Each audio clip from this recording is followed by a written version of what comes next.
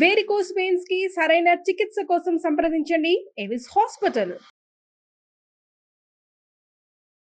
అత్యంత బాలమతసీ కుసుమ ప్రకాశం దిగ్వాసనం కనకభూషణ భూషితాంగం విస్రస్తకేశమరుణాధరమాయతాక్షం కృష్ణం నమామి మనసా వసుదేవసూనుం.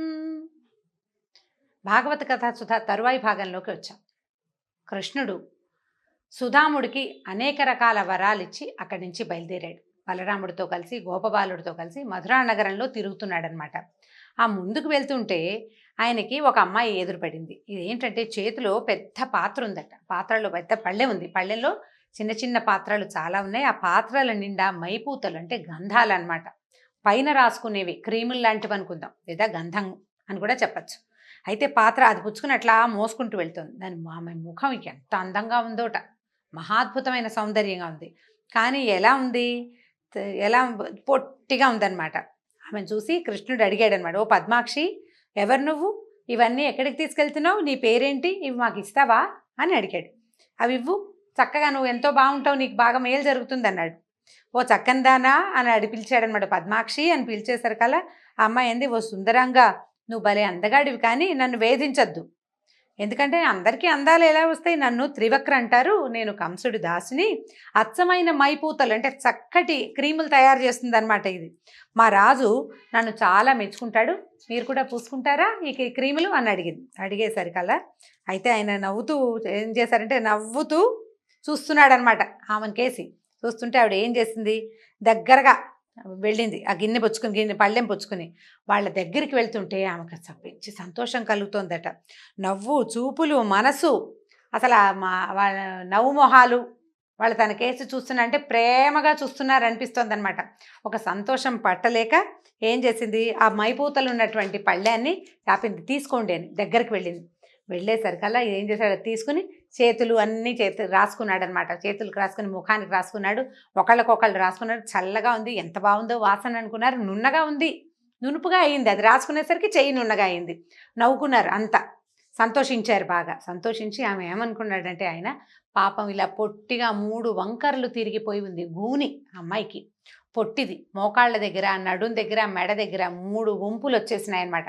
వచ్చి భూమికి దగ్గరగా ఉంది, ముఖం అందంగా ఉంది, దానికి చేతిలో విద్య కూడా ఉంది, పాపం ఆకారం లేదు. అందుకని ఆమె దేహాన్ని సరిచేయదలుచుకున్నాడు. ఏం చేశాడట, కాలు జాచి ఆమె నుంచుంది కదా, పాదం మీద కాలు పెట్టాడట. పాదం మీద కాలు పెట్టాడు, కాళ్ళు పెట్టి తొక్కి పట్టాడు. తర్వాత 2 చేతి వేళ్ళని తన 2 చేతులతోటి ఆమె గడ్డాన్ని ఇట్లా పట్టుకుని ఇట్లా పైకి లాగాడట. కింద పాదాలు ఉన్నాయి కదా, అవి ఏం పాదాలండి, భూమి ఆకాశాలని ఏకకాలంలో ఆక్రమించగలిగిన మహాద్భుత పాదాలు. వాటితోటి ఆమెను నొక్కి పట్టి 2 చేతులతోటి పైకి లాగాడు. మెడ పట్టుకుని గడ్డం దగ్గర పట్టుకున్నాడు అనమాట. లాగేసరికల్లా ఈ మొత్తం దేహం, ఈ వంకర టింకర్లుగా ఉన్న దేహం సాదాగా పైకి సాగి కృష్ణుడంత ఎత్తు వచ్చేసిందిట. అంత ఎత్తు వచ్చేసింది. ఆయన పాదాలే పాదాలు, చేతులే చేతులు.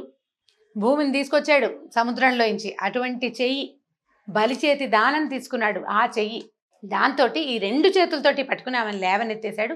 ఒకే ఒక క్షణంలో మహాద్భుతమైన సౌందర్య రాశిగా అయిపోయింది. అమ్మాయికి ముఖం అందమైనదే, ముఖవర్చస్సులో సమస్య ఏం లేదు, శరీరమే త్రివక్రగా ఉంది. ఈ త్రివక్రగా ఉన్నటువంటి కుబ్జా స్వరూపాన్ని మహాద్భుతమైన మెరుపు తీగలాగా చేసేసాడు క్షణంలో. ఇట్లా తనని ముట్టుకుని ఇట్లా సాగదీసేసరికల్లా అమ్మాయి అసలు కళవళ పడిపోయిందనమాట. తన ఎదురుగుండా ఉన్నటువంటి మన్మథాకారుడైన ఈ కుర్రవాణ్ణి చూసి, మా ఇంటికి రా, నా దగ్గరికి నాతో పాటు ఉందుగానని చెప్పి ఆయనకు పైన ఉత్తరీయం వేసుకున్నాడు. ఆ ఉత్తరీయాన్ని పట్టుకుని లాగిందట, నాతో ఉండమని. అడిగేసరికల్లా నవ్వుతూ చెప్పాడనమాట. బలభద్రుని చూశాడు, ఇదిగో ఈ అమ్మాయి కూడా లైన్లోకి వచ్చిందని చెప్తున్నాడు అనమాట. వాళ్ళ అన్నయ్యని చూసి నవ్వుతూ ఏమన్నాడంటే, చంద్రముఖి, నేను వచ్చిన పని అయ్యాక మీ ఇంటికి వస్తానని చెప్పాడు. ఆ పని అవ్వాలి కదా, నేను వచ్చింది ఏమిటి, వచ్చిన వ్యవహారం వేరు, ఆ వ్యవహారం చూడకుండా ఇట్లా అమ్మాయిల వెనకాల వెళ్ళిపోతే ఎట్లా, అందుకని వచ్చిన పని అయ్యాక నీ దగ్గరకు వస్తానని చెప్పాడు. చెప్పి ఆమెను పంపించేసి ఈ వెళ్తున్న దారిలో పుర ప్రజలు ఒక్కొక్కళ్ళు పట్టుకొచ్చి తాంబూలాలు ఇస్తున్నారు. పువ్వుల దండలు, చందనాలు, మెళ్ళో చందనపు దండలేస్తారు, పువ్వుల దండలేస్తారు. ఆనందం పట్టలేకపోతున్నారు పుర ప్రజలు చాలామంది. ఆయన చూసి సమ్మోహనానికి, అంటే ఆ సమ్మోహనంగా ఉన్నటువంటి రూపానికి లోబడిపోతున్నారనమాట. సరే, క్రమంగా ఇలా వెళ్తూ ఏం చేశాడు, ఒక ధనుశాల ఉంది అక్కడ, అంటే ధనుస్సుల్ని అట్టెపెట్టే శాల ఉంది. అక్కడికి వెళ్ళాడు. వెళ్ళేసరికల్లా అక్కడ ఒక పెద్ద విల్లుందట. అది ఎలా ఉందంటే దేవేంద్రుడి ధనస్సులాగా మిక్కిలి గొప్పదై మేటి వీరుల చేత సంరక్షింపబడుతున్నటువంటి దుర్భేద్యమైన పెద్ద ధనుసు. దాన్ని రక్షించే వాళ్ళన్నారు, బాబు వద్దమ్మా ముట్టుకోకు, పెద్దది బరువు మీద పడుతుంది అని చెప్తున్నారు, వద్దంటున్నారు వాళ్ళు. దాన్ని ఏం చేశాడు, దాన్ని తనతో పాటు ఉన్నారు, అన్నయ్య ఉన్నాడు, ఇంకా గోపాలుడు, కొంతమంది ఆయన చుట్టాలు కూడా ఉంటారు కదా అందులో. వాళ్ళందరూ ఇది నీకేం లెక్క, ఎత్తి చూడు బాగుందో లేదో ధనస్సు. మామూలుగా ధనస్సు లాంటివి ఆయుధాలు ఏవైనా సరే మా సామాన్య ప్రజ అయితే ఊరికే చూసి అబ్బా ఎంత పెద్దదో, ఎంత బరువు ఉంటుందో, దీని చక్రం ఎంత పదునుగా ఉందో అనుకుంటారు. అవి ధరించగలిగేవాడు అంటే వాటిని వాడగలిగే శౌర్యం ఉన్నవాడు వస్తువుని ఎత్తి చూస్తాడు కదా, ఎత్తి చూడాలి కదా. ధనస్సుని ఎత్తి చూసి దానికి ఇది సరిగ్గా ఉందో లేదో తెలుసుకోవాలి. గదలు ఉన్నాయనుకోండి, దాని బరువు ఎంత ఉందో ఎత్తి చూడాలి. ఏ వస్తువునైనా అంతే, ఒక బల్లె ఉంటే దాని పొడుగు ఎంత ఉందో అది కరెక్ట్గా మనం వేస్తే వాటంగా వెళ్తుందా వెళ్ళదా పరీక్షించాలి కదా. వీటి పిల్లాడు ముట్టుకుంటూ ఉంటే వాళ్ళు వద్దు అన్నారు. వద్దంటే మిగిలిన వాళ్ళు నవ్వారు, రాక్షసులను చంపిన వాడికి నీకో లెక్క అన్నారు. అనగానే ఏం చేశాడు, దాన్ని పట్టుకున్నాడు పైకి, ధనస్సును పైకెత్తి. ముందు ధనస్సుకి అల్లెత్రాడు కట్టి ఉండదండి, ధనుస్సు వంపే ఉంటుంది, తాడు ఒక పక్కన చుట్టూ ఉంటుంది. సాధారణంగా ఏం చేస్తారంటే ఈ ధనుస్సుని తీసేటప్పుడు దాన్ని పట్టుకుని ఆ పైన ఉన్న అల్లెత్రాటిని ఏం చేస్తారు, దాన్ని ఓడదీసి బిగిస్తారు. అప్పుడే కరెక్ట్గా ఈ ధనుస్సు తాలూకు షేప్ మనకి తెలుస్తుంది. తీసి దాన్ని తగిలించాడు, అల్లెత్రాటిని తగిలించి ఏం చేశాడు, నారిని లాగుతారనమాట. లాగితే దాన్ని ధనుష్టంకారం అంటారు, ధనుస్సు యొక్క శబ్దం. ఆ నారి గట్టిగా లాగి వదిలితే జమ్మని పెద్ద శబ్దం వస్తుంది. అయితే ఇప్పుడు దాని డిగ్రీ సరిగ్గా ఉండాలి, అది ఎన్ని కరెక్ట్గా కుదిరిందా లేదా, దాని కోణం సరిగ్గా ఉండాలన్నమాట. ఏదైనా తేడా ఉంటే విరిగిపోతుంది. అది పరీక్షించటం కోసం ఈయన లాగేసరికి అది ఎట్లా ఉందంటే, లాగేసరికి ఒక మదపటేనుగు చెరుగడని విరిచినంత తేలికగా దాన్ని లాగి విరిచేశాడు. ఈ లాగేసరికల్లా మధ్యకి పట్టుకుమని విరిగిపోయింది. ధనస్సు విరిగేసరికల్లా ఎట్లాంటి శబ్దం వచ్చిందంటే మామూలు శబ్దం కాదు, అది చాలా పెద్ద ధనుసు, చాలా బరువైనది. అది లాగిన శబ్దానికే ఒక శబ్దం వస్తుంది, మెరుపులు ఉరుముతున్నట్టుగా ఉంటుంది. విరిగేసరికల్లా హడిలిపోయారు చుట్టుపక్కల జనం. ఈ యాగశాలలో ఉన్నటువంటి కంసుడికి భయం వేసింది. ఏంటో ఢామంది ఉలిక్కి పడ్డాడనమాట, భయపడిపోయాడు. అయితే వీళ్ళంతా ఏమనుకున్నారంటే, వాళ్ళ చుట్టూతా ఉన్న వాళ్ళంతా ఏమిటి ఈ పిల్లడు, వీడికి సందేహం లేదు, భయం లేదు, భక్తి లేదు, రాజుగారి ధనస్సుని విరిచేశాడు, ఇది సహింపరాని సాహస కార్యం, వీడిని పౌరుషంతో పట్టుకోవాలని చెప్పి ఆ చుట్టుపక్కల ఉన్న రక్షకులంతా వచ్చారు. వచ్చేసరికల్లా ఈ బలరాముడు ఈయన చేతిలో నుంచి ఆ విల్లు రెండో ముక్క లాగేసుకున్నాడు. విల్లు విరిగిపోయింది కదా, చెరుకో ముక్క పట్టుకుని ఆ ముక్కలతోటి వచ్చిన ఈ ధనుస్సుని రక్షించే వాళ్ళందరినీ చితకొట్టేశారట ఇద్దరు కలిసి. కొంతమంది పోయారు కూడా, పారిపోయిన వాళ్ళు పారిపోయారు, అక్కడే ఉన్న వాళ్ళు వెళ్ళిపోయారు అంతే. అక్కడి నుంచి ఈ విధంగా మధురానగర విహారం చేసి బయలుదేరి సాయంకాలం చీకటి పడకుండానే తమ విడిదికి వెళ్ళిపోయారు. ఈ వెళ్ళిన తర్వాత ఆ రాత్రి గడిచింది. మర్నాడు సూర్యోదయం అయింది. సూర్యోదయ వర్ణన, రాత్రి వర్ణన, బోల్డని వర్ణనలు ఉంటాయి, చాలా వర్ణిస్తారు పోతన్ గారు. ఓపికంటే నిదానంగా చదవగలిగితే అబ్బో బ్రహ్మాండంగా ఉంటుంది, చాలా బాగుంటుంది.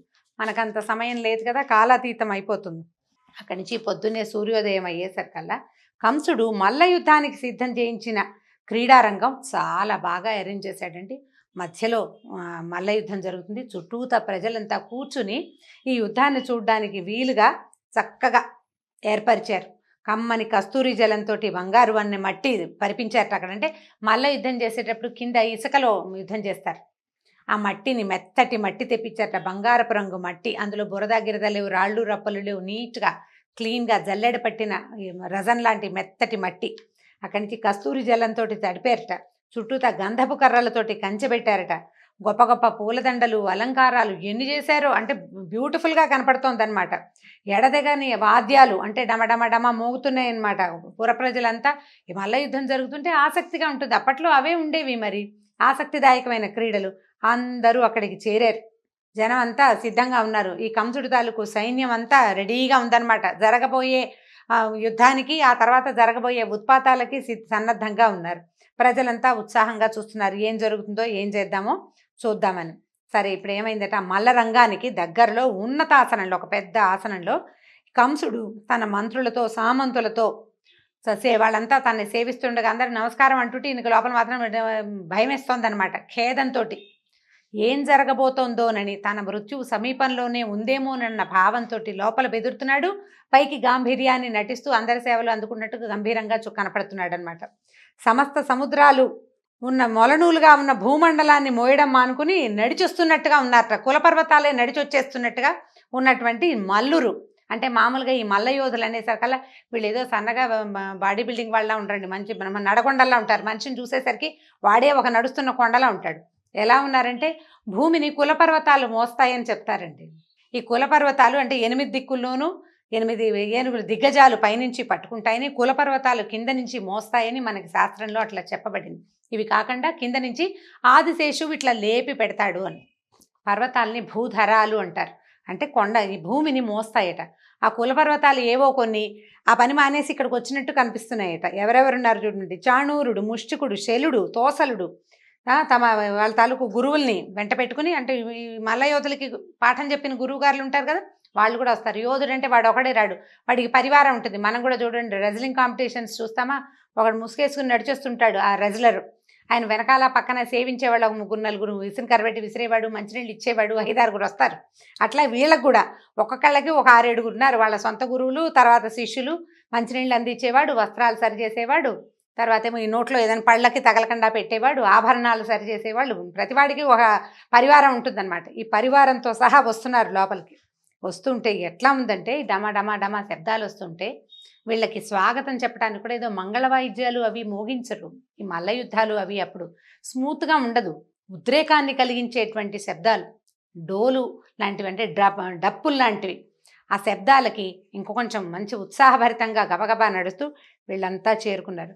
నందురు మొదలైన గోపాలుడంతా వెళ్ళి రాజును దర్శించి కానుకలు సమర్పించారు. వీళ్ళు తెచ్చారు కదా బోల్డ్ కానుకలు, అవన్నీ సమర్పించి ఎవరికి అప్పచెప్పాల్సిన వాళ్ళకి అప్పచెప్పేసి ఆయన ఆజ్ఞతోటి పెద్ద పెద్ద ఆసనాల మీద వరుసగా కూర్చున్నారు.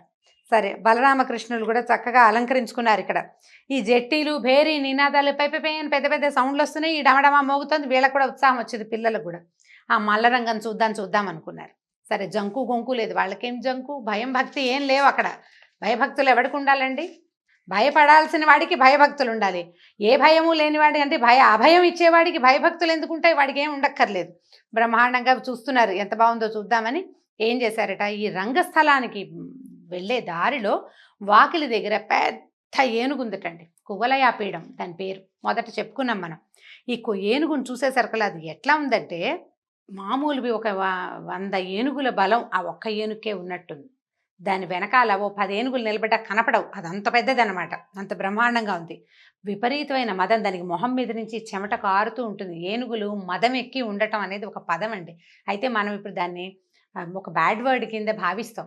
మదం ఎక్కి ముందు వీడికి అంటే అదేంటో బ్యాడ్ థింగ్ కాదండి. అది నిజంగా ఏంటంటే అది జంతువులలో ఏనుగులకి వచ్చేటువంటి లక్షణం. చెమట పోస్తుందన్నమాట. ఆ చెమట పోసినప్పుడు ఏమవుతుంది, ఒక మంచి సుగంధమైతే బ్యాడ్ స్మెల్ రాదు ఏనుగుల చెమట నుంచి.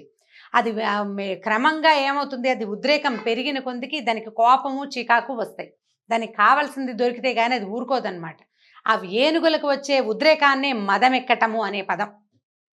అంటే మన మానవులకి కూడా అలాంటి పిచ్చి ఉద్రేకం ఒళ్ళుపై తెలియనితనం వస్తుందని చెప్పడం కోసం ఆ పదాన్ని మనం రూఢ్యర్థంగా వాడుకుంటాం. కానీ అది ఏనుగుల విషయంలో వాడవలసిన పదం. అక్కడి నుంచి ఇది మొహం మీద నుంచి చెమట కారుతుంది. మంచి తిక్క మీద ఉందన్నమాట. దాన్ని అక్కడ కనపడేసరికల్లా ఏమన్నాడు, ఈ గుమ్మానికి అడ్డంగా నుంచోబెట్టారు. దాన్ని లోపలికి రావాలి కదా. వస్తుంటే, ఓ మావటి, నువ్వు మా వైపు నువ్వు ఏనుగుని తోలాల్సిన పని లేదు, వెనక్కి మరలించు. మా వైపు ఎందుకు తోలుతున్నావు? ఏనుగుని మరలించు వెనక్కి అని గట్టిగా మాట్లాడాడు. ఈ మాట్లాడిన శబ్దం ఎలా ఉందంటే మేఘ గంభీర ఘోష అని చెప్తారు. విష్ణుమూర్తి తాలూకు శబ్దమే ఆయన మాట్లాడితే ఉరిమినట్టు ఉంటుందిట. మేఘంలో నుంచి వచ్చే శబ్దంలాగా ఉంటుంది. ఈ బాలక ఆ రూపంలో ఉన్నప్పటికీ ఆయన కంఠానికి ఏమీ తేడా లేదు. అదే గొంతు. ఆ మేఘ గంభీర స్వరంతో, మా వైపు ఎందుకు తిప్పుతావు, ఏనుగుని వెనక్కి తిప్పు. ఒకవేళ నా వైపు కనుక నువ్వు ఢీ కొట్టించడానికి ప్రయత్నం చేసావా, పిడికిరి పోట్లతో నిన్ను కూడా కైలాసానికి పంపిస్తానని చెప్తున్నాడు. యముడి దగ్గరికి వెళ్తారు మీరు, ఇది తథ్యం, మరలించు వెనక్కి అన్నాడు. అనేసరికల్ వాడు ఆగల. ఆ మావటివాడు దాని మీద కూర్చున్నవాడు. వాళ్ళు ఏం చేస్తారంటే చిన్న ఇంతది ఉంటుందండి, అంకుశం అంటారు. అంత పెద్ద ఏనుగుకి అంకుశమే చాలు. అలానం అంటారు. అంటే ఏనుగుని కట్టే స్తంభాన్ని అలానం అంటారు. ఈ అలానం అక్కడే ఉంది. సరిగా వీళ్ళు ఎక్కడైతే ఏర్పరిచారో ఈ మల్ల యుద్ధపు పోటీలు, దాన్ని కట్టే స్తంభం అక్కడే ఉంది. అందుకని అది అక్కడే నుంచుంది. ఈ పైన ఉండేవాడికి ఇంతే ఉంటుంది సన్నగా, అది దానికి ఒక కొస ఉంటుందన్నమాట. దానికి కుంభస్థలం దగ్గర పొడుస్తారు. ఆ పొడిచే పోటు తాలూకు ప్రెషర్ని బట్టి ఏం చేయాలో ఏనుగుకి తెలుస్తుంది అనమాట. ఈ పైన ఉన్నవాడు ఎదురుగుండా వస్తున్న వాళ్ళ మీదకి వెళ్ళు అని సంకేతం చెప్తున్నాడు దానికి, అది వీళ్ళ మీదకి వస్తుందన్నమాట. ఇప్పుడు ఎప్పుడైతే కృష్ణుడు ఇతన్ని వద్దని చెప్పాడో, మా వైపు చేయొద్దు, నువ్వు పక్కకి మరల్చు, వెనక్కి మరల్చమని చెప్పినా వాడు వినకుండా ఇంకొకసారి దెబ్బ కొట్టి అంకుశంతో దాన్ని ఈయన వైపుకి వీళ్ళ వైపుకి మరలించాడు, వీళ్ళ మీదకి ప్రేరేపిస్తున్నాడు అనమాట, వెళ్ళి కొట్టేసేయమని. దాంతో ఏం చేశాడంటే జుట్టు చక్కగా ముడేసుకుని ఉన్నాడు, దాన్ని ముడి ఇంకొంచెం బిగించుకున్నట్ట కృష్ణుడు. పీతాంబరాన్ని గట్టిగా బిగించి కట్టుకున్నాడు, పంచ కట్టుకుని ఉన్నాడు కదా పసుపచ్చది, దట్టి బిగించాడనమాట. మంచి మొహం మీదకి ఇట్లా జుట్టు పడుతోందట ముంగురులు. ఆ పడుతున్న జుట్టుని వెనక్కి తోసుకున్నాడు. వెనక్కి తోసి ఏం చేశాడు, అబ్బో శబాష్ శబాష్ అంటున్నారు చుట్టుపక్కల చూసేవాళ్ళు. ఇప్పుడు దట్టి బిగించటము అనగానే ఒక యుద్ధానికి సిద్ధం అవటం, సన్నద్ధం అవటం అనే క్రియ. మామూలుగా ఉండేవాడు మామూలుగానే వెళ్తాడు, జుట్టు బిగించాడు, గోచి బిగించడం అనేది మనం ఇప్పుడు కూడా వాడుకుంటూ ఉంటాం. యుద్ధానికి వెళ్లే ముందు చేసేది అది. మిగిలిన వాళ్ళకి అర్థమైంది ఇతను దాన్ని ఢీకొనబోతున్నాడు అనేది అతని చుట్టుపక్కల వాళ్ళకి, చుట్టూతా ఉన్న ప్రజలకి కూడా అర్థమైంది. ఏం చేశాడు, ఎట్లా ఉందంటే కొండలని పిండి చేయగలిగేంత సత్తా ఉన్నటువంటి ఆ ఏనుగుని దగ్గరికి వెళ్ళేటట్టు దాన్ని సమీపించాడు. మావటివాడు బాలుడు చిన్నపిల్లాడు అని సందేహించకుండా కరుణ లేదు వాడికి. కంసుడి ఆజ్ఞానుసారి అయి ఈ గోపకుల శ్రేష్ఠుడైన శ్రీకృష్ణుడి మీదకి దీన్ని ఏనుగుని పూర్తిగా తోసేశాడు. వెళ్ళు ఢీకొట్టమని దానికి ఆజ్ఞ ఇచ్చేశాడు. పైనుంచి పొడిచాడనమాట, ఆయన మీదకి నడిపించేసరికల్లా ఇక ఏమైంది, ఇంకా అక్కడ చుట్టుపక్కల వాళ్ళ అంటే ఈ ఏనుగుల తాలూకు కాపలా వాళ్ళు, మావటి వాళ్ళు ఉంటారు కదా, వాళ్ళంతా కూడా చప్పట్లు కొట్టి ఈ కువలయాపీడాన్ని ప్రోత్సహించారు. సాధారణంగా ఏనుగుల ప్రోత్సాహం దేని మీదకి ఉంటుంది, వ్యక్తుల మీదకి ఉండదండి ఎప్పుడూ కూడా. ఇప్పుడు ఒక ఏనుగుని ఎందుకు పోషించేవాళ్ళు, రాజులు యుద్ధం కోసం పోషించేవాళ్ళు. ఆ యుద్ధం ఎలాంటప్పుడు ఎలా జరుగుతుంది, అవతల కూడా ఏనుగు ఉండాలి, దాన్ని ఢీకొట్టమని ప్రోత్సహిస్తారు, అప్పుడు ఏనుగు వెళ్తుంది. ఈ ఎదురుగుండా ఉన్నవాడు ఏనుగు కాదు, దానికి సగం సైజులో కూడా లేని బాలకుడు. ఇప్పుడు ఒక పిల్లవాడి మీద, ఒక మనిషి మీదకి దాన్ని ప్రేరేపించడం అనేది దానికి అలవాటు లేని పని, అది చెయ్యదు. ఏనుగులకు కూడా కొంత బుద్ధి ఉంటుంది కదా.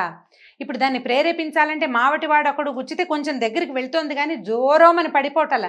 అదే ఎదురుగుండా ఉన్నది ఏనుగైతే ఈ వాటికి ఎప్పుడో కొట్టేసేది. అది ఎందుకు కొట్టలేదంటే ఎదురుగుండా ఉన్నవాడు వ్యక్తి అని, బాలుడని దానికి తెలుసు. దాన్ని మరింత ప్రేరేపించడానికి చుట్టుపక్కల ఉన్నటువంటి మావటులంతా కూడా చప్పట్లు కొట్టి దాన్ని ఎగసన దోశారు, వెళ్ళు కొట్టేసేయమని. పైన వాడి మాట పూర్తిగా అది వినదు. ఎప్పుడు వింటుంది, ఎదురుగుండా ఉన్నది ఏనుగైతే, లేదా అది యుద్ధరంగం అయితే. ఇక్కడ ఆ పరిస్థితి లేదు కదా. దాంతో ఇది ఏం చేసింది, ఎట్లా అంటే ఒక్కసారి తుళ్ళిపడింది చప్పట్లు వినేసరికల్లా, పద అని ఎగసన దోసేసరికల్లా. దాంతో మృత్యుదేవతలాగా, కాలపురుషుడిలాగా, యముడిలాగా శ్రీకృష్ణుడి మీదకి దూకిందట ఏనుగు. దూకేసరికల్లా పైగా దీని మొహం మీద నుంచి మదజలం వస్తుందా, అది ఎట్లా ఉంటుందంటే అరటి పువ్వుల వాసన వస్తుందటండి ఏనుగు మదజలం. ఎవరైనా కావ్యాలు అవి చదివిన వాళ్ళకి తెలుస్తుంది. ఇలాంటి విషయాన్ని కాళిదాసు ఎన్ని చోట్ల వర్ణించాడండి. కుమార సంభవం, రఘువంశం కావ్యాల్లో కనపడుతుంది అనమాట. ఏనుగుల ముఖం మీద నుంచి వచ్చే ఈ మదజలపు వాసన ఒక రకమైన పువ్వుల వాసనని పోలి ఉంటుంది. అది కూడా అరటి పువ్వుల వాసన అని చెప్తారు. వాటికి తుమ్మెదలు తిరుగుతాయి పువ్వుల మీద. ఈ మదజలాన్ని కూడా ఈ పువ్వుల వాసనగా భ్రమపడి ఈ తుమ్మెదలన్నీ తిరుగుతూ ఉంటాయి. ఈ తుమ్మెదలు తిరిగేసరికల్లా, తుమ్మెదలు తిరిగిన కొందికి అవి చెవి దగ్గర మొహం మీద ఎక్కాయి కదా నీళ్లు గారేది, అవి గొయ్యి అని తిరుగుతుంటే ఆ జంకారానికి దానికి ఇంకా తిక్క పుట్టిపోతుంది అనమాట. ఇంకా అహంకరించింది. ఏం చేసింది, తర్వాత ఘీంకారించింది, పెద్దగా ఘీంకారం చేసింది. తన తొండంతో ఎట్లా ఉందంటే, తొండం ఆదిశేషుణ్ణి కూడా నిర్లక్ష్యం చేయగలిగే తొండం అట. అంత పెద్ద ఏనుగు అనమాట. సౌరిని పట్టుకుందట. ఈయనెక్కడ, ఆయన లొంగుతాడు దానికి. అటునిటు ఏం చేశాడంటే రాహువు ముఖంలో నుంచి తప్పించుకునే బాలభాస్కరుడిలాగా ఎగిరి దాని కాళ్ళ మధ్యలో దూరిపోయాడు. ఒక్క దూకాడు పక్కకి, కాళ్ళ మధ్యలోకి వెళ్ళిపోయాడు. ఇక ఎవరినైతే తను యుద్ధం చేయడానికి బయలుదేరిందో, ఎవరిని పట్టుకోవడానికి ప్రయత్నిస్తుందో ఆ పిల్లాడు కనపడకపోయేసరికల్లా దానికి కోపం వచ్చేసింది, ఏనుగుకి తెక్కొచ్చేస్తుంది అనమాట. అటు ఇటు తిరిగి చూసింది. కాళ్ళ మధ్య ఉన్నవాడు ఎట్లా కనపడతాడు, ఏనుగుకి అంత సూక్ష్మ దృష్టి లేదు, చుట్టుపక్కల చూడగలుగుతుంది. దాంతో వాసన పసిగట్టింది, కాళ్ళ మధ్య ఉన్నాడని తెలుసుకుని ఏం చేసింది, తొండాన్ని కిందకి వంచి మెడ పట్టుకోవటానికి ప్రయత్నం చేసేసరికల్లా ఆయన ఏం చేశాడు, వెనక వైపుకి వెళ్ళిపోయాడు. దాన్ని తోక పట్టుకున్నాడు. ఏనుగుకి తోక సన్నగా ఉంటుంది, దాని శరీరానికి దాని తోకకి సంబంధం ఉండదు. ఏం చేశాడు, దాన్ని పట్టుకోవటం ఏమిటి, అంతకుముందు చాలా సార్లు ఆయన ఆవు దూడల్ని వాటిని వీటిని ఎత్తి విసిరేశాడు. గుర్రాన్ని విసిరేశాడని కూడా విన్నాం.